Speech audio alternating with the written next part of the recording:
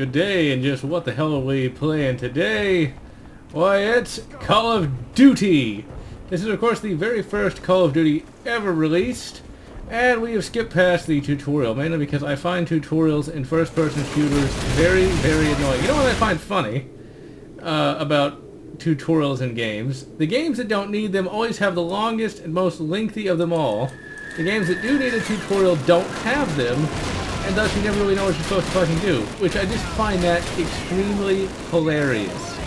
It's like, okay, Call of Duty does not need a tutorial. It does not. I mean, this is pretty much one of the easiest games to figure out. You shoot Germans in the face. That's it. Now keep in mind that not all Nazis, some of them don't actually belong to the Nazi party and are just fighting for their country, bloody, bloody, bloody, bleed. We're not going to be too much concerned about politics or anything like that. We're here just to play a game. Now, historically, you know, this game is somewhat accurate and somewhat not. Sometimes it is more like Hollywood World War II. But in terms of just, you know, a game and being fun, it's a lot of fun. Whereas in the real World War II, real people died, bloody, bloody, bloody, let's be all depressed. So let's move right along and instead, let's see, like, here's a tutorial. Like, this first level is a tutorial in and of itself. It doesn't need you to go through a training camp and all kinds of shit like that. Just let us play the game. Infinity Ward, let us play a game. Lieutenant Morrison, let's hope he survives so he can start the doors. Or maybe that's his father, I don't know. Well, it's kind of funny when you think about it. Jim Morrison actually trying to show up his dear old dad. I would not be surprised since he was supposed to be... Jim Morrison himself is supposed to be this outlaw kind of guy, which I find hilarious. That reminds me of the Book of Heavy Metal. It's a song, I think, from like 2014 that is absolutely hilarious. It basically just plays up all the rock and roll cliches. But yes, I did not play Call of Duty back in the day. Wow, that's a lot of troops. See, this is one of the things that set Call of Duty 1 set it apart from all the others, that you actually did have people you were fighting alongside, which was, at the time, a novel concept, and you know what, this game does it well. Because there's still enough stuff for you to do. This game feels like you're in an actual battle. You know, this is one of the more exciting World War II shooters. Really, Medal of Honor was like your typical first-person shooter from that era, and was awesome because of it. Whereas this really tried to advance the genre. Too bad they took all the wrong lessons from this particular game. I mean, yeah, it has the two-weapon rule, but at the very least, you know, you still have more than two weapons. You got a pistol, which I thought was cool. Always thought that was a cool concept, you know. Now, the one thing that is kind of annoying about this game is you can never really clear it away. You know, you can't clear all the enemies out, which I guess makes sense because once again, you're supposed to be fighting against huge numbers of enemies and stuff like that. So, I guess that works. But you think they'd run out of troops at some point. Now, realistically, the M1 carbine here is probably a better choice than the M1 Garand, just because you got 20 rounds. And I've always wanted an M1 carbine myself. It's one thing about this game that I do like. Oh, you can swap it for the Luger. I've always wanted a Luger. Oh, by the great ysmir have I wanted a Luger. I've also wanted a 1911. I want all the expensive guns, you know? But I've always wanted an M1 carbine. You know, I always have. And I just... These days, I can't really justify the cost just because I don't have shitloads of expendable money. Or expendable money at all. But always wanted one. Always thought they were some of the coolest guns out there. My grandfather was also a big fan of the M1 carbine. He liked it for its lightweight and things of that nature. But I never even shot an M1 carbine, unfortunately. Just never had the opportunity. Really, most of my guns, as you guys will know from the YouTube channel, are Eastern European, just because those things work, and that's what you want. The M1 carbine was a very popular gun back in the day. Although these days, of course, you have the Internet Warriors. Now see, that saved my ass right there. Them shooting that guy. But you got like the Internet Warriors, you know. And see, that's kind of cool. Well, cool. That's kind of realistic to see your own troops get killed, you know. It does drive home the cost of war. And this game still is damn fun and damn cool even to this day, you know. You compare this to fucking Advanced Warfare. Oh my good God, ladies and gentlemen, Advanced Warfare. I'm actually playing that. And I intend to review that at some point, but man, does Advanced Warfare suck as a game.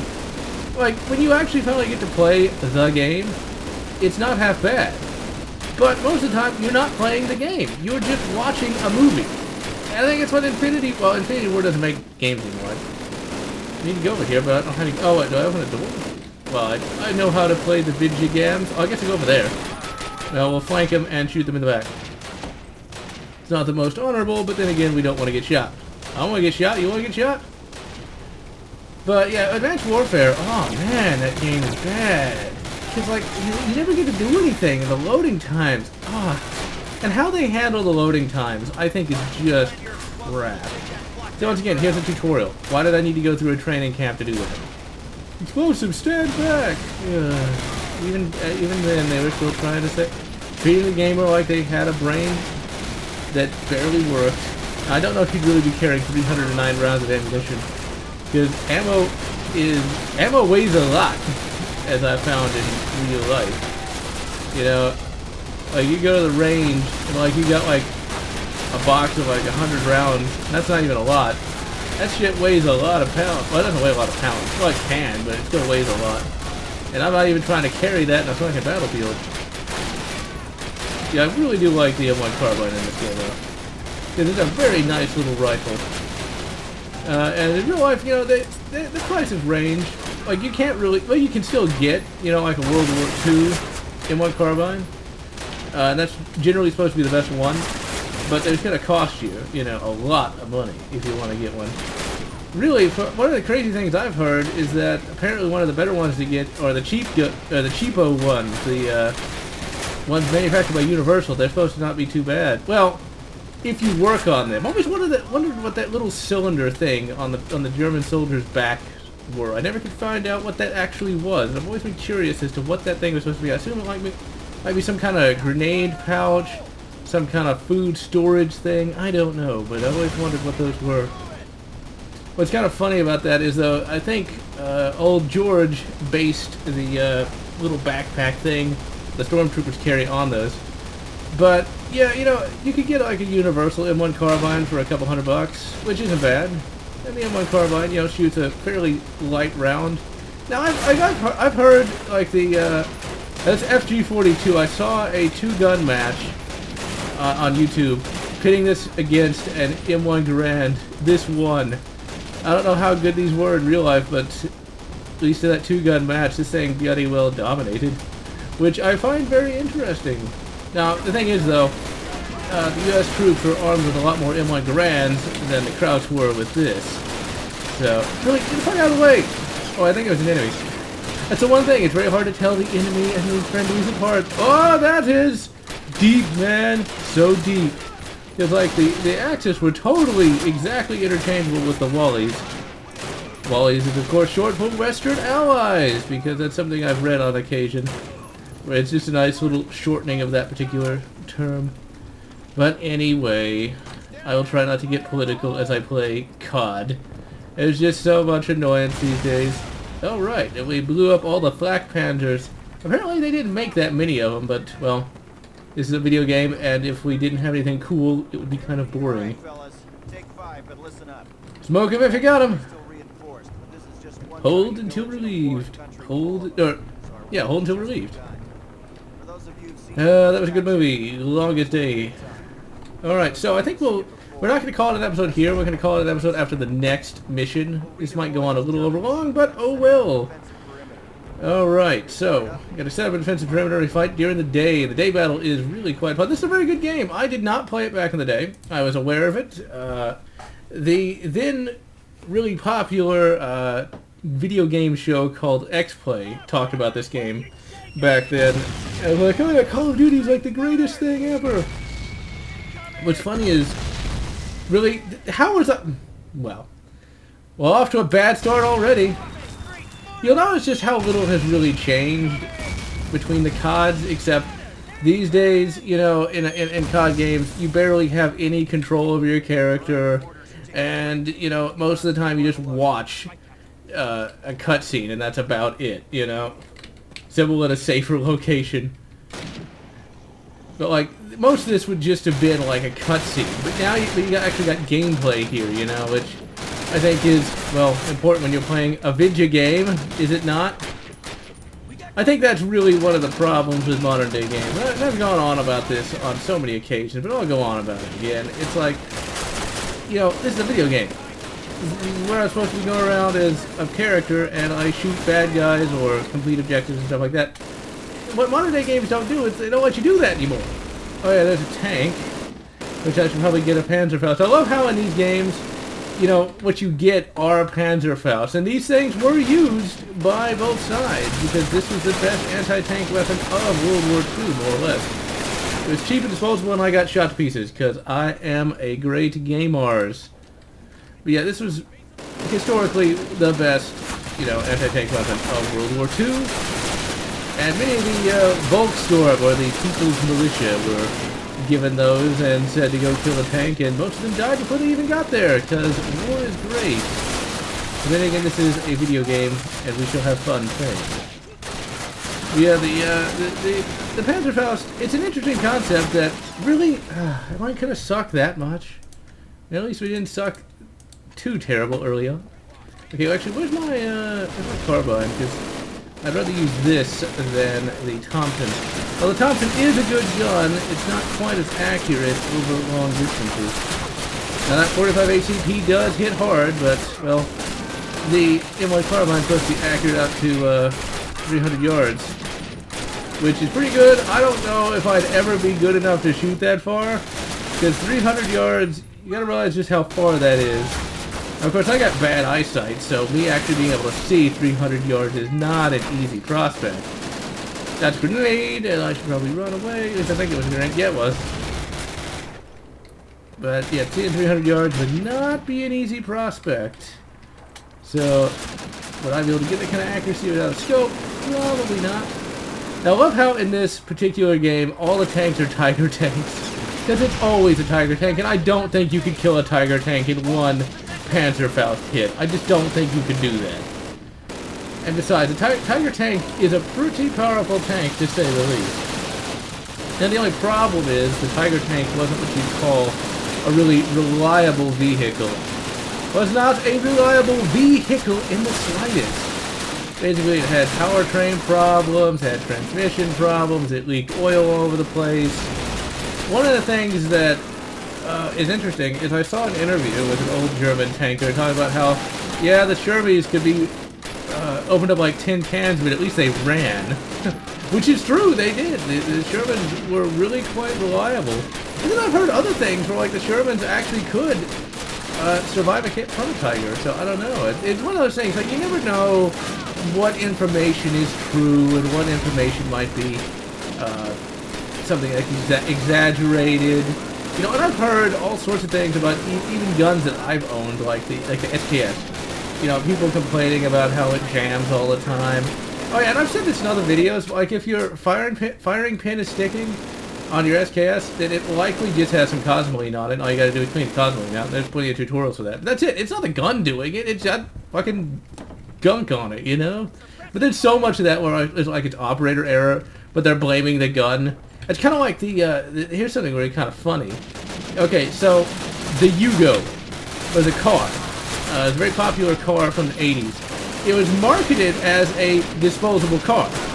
Okay? Only, I don't like to use this word, so that is rather foolish to say the least, but we all know which word I'm thinking of. Because obviously your car, it's not disposable, okay? But when you treat it like disposable, when you don't change the oil, when you don't, you know, fix problems, hey, you know what? It's probably not going to work anymore. And that's why it lost its popularity. Apparently, it was actually a pretty good car if you, you know, took care of it. It's like, oh, it doesn't work.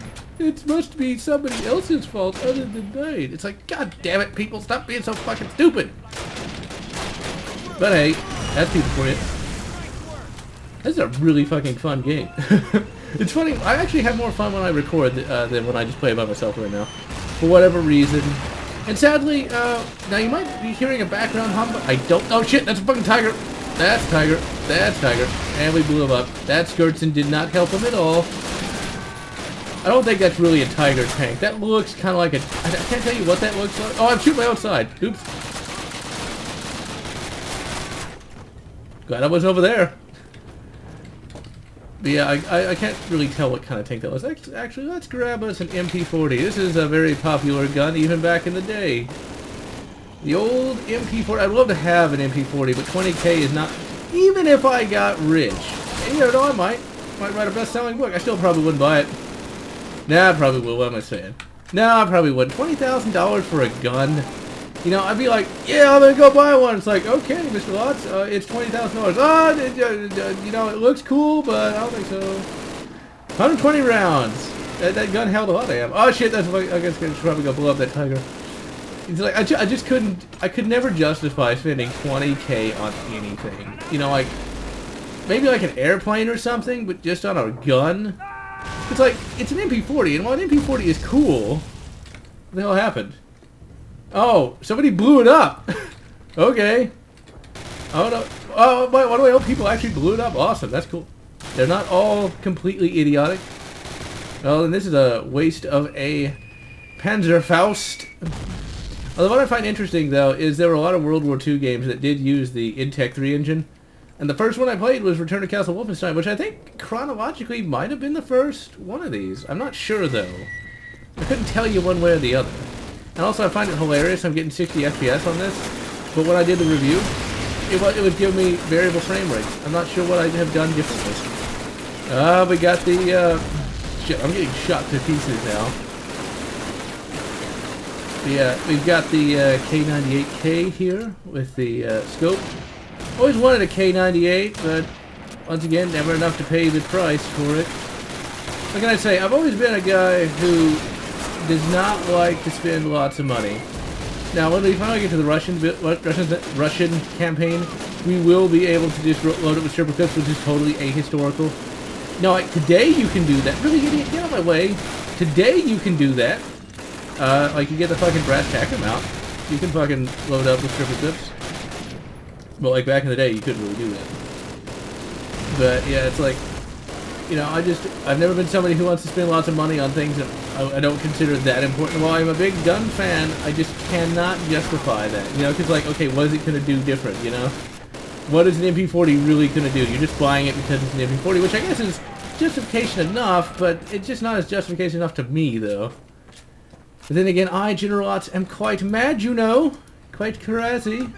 We won't call it an episode after this, but this is my favorite part of the whole game coming right up here.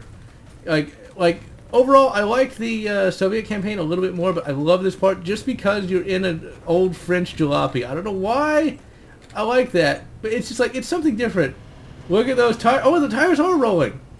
I thought they weren't rolling because there's actually a Half-Life mod where the tires don't roll, and it's quite hilarious.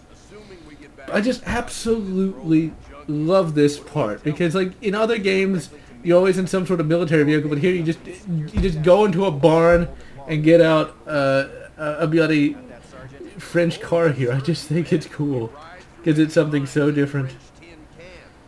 Alright, ladies and gentlemen, so this is the very first episode of GeneralLotz Plays Call Duty. A fun little game, to say the least. It definitely has aged well. I mean, this can go... Let me tell you this. This is vastly superior to Call of Duty Advanced Warfare. I mean, Advanced Warfare wishes it was as good as... Unless you spout rings and want to fry, huh? Well, just give me some Red Bull. But in any event, I'm GeneralLotz wishing you good. COD 1, COD 2, or whatever makes you happy.